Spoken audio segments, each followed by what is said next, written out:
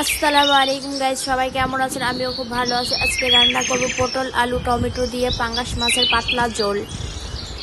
তরকারির কালারটা কেমন আসছে অবশ্যই কমেন্ট করে জানায়া যাবেন। এখন একটু ধনিয়া পাতা দিয়ে তরকারিটা একটুখানি ফুটায় নামাই নিব। কে কে আমার মতন এরকমভাবে রান্না করে খান অবশ্যই জানাবেন।